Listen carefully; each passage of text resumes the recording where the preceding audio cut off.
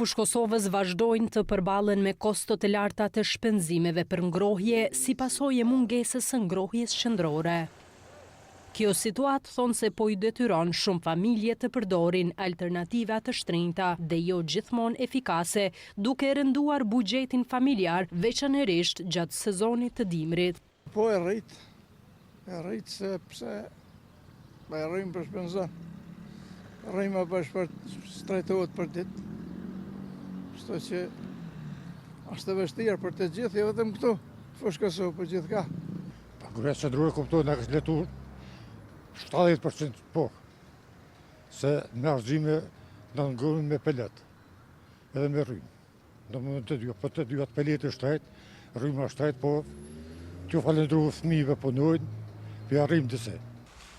Institucionet komunale kanë deklaruar se janë duke punuar në gjetjen e zgjidhjeve konkrete, i cili do të përmirësojë drejt për drejt cilësinë e jetës së qytetarëve, veçanërisht gjatë dimrit.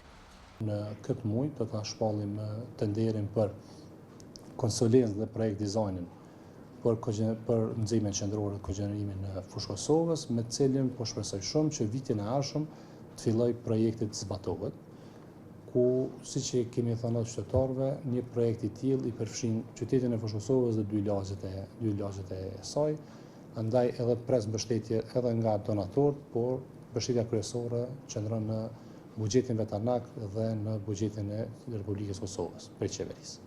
Prebreza shpjegoi se si parashihet projekti i kogenerimit. Parashihet qytetin e fushë Kosovës, lagja Nakarat dhe Bresje, ku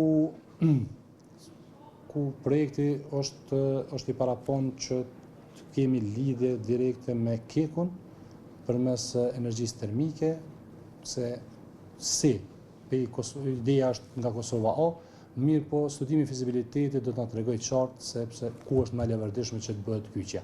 Përveç qytetit e fushë Kosovës, në fazën fillestare parashihet të kyçen edhe lagjet Nakarat dhe Bresje.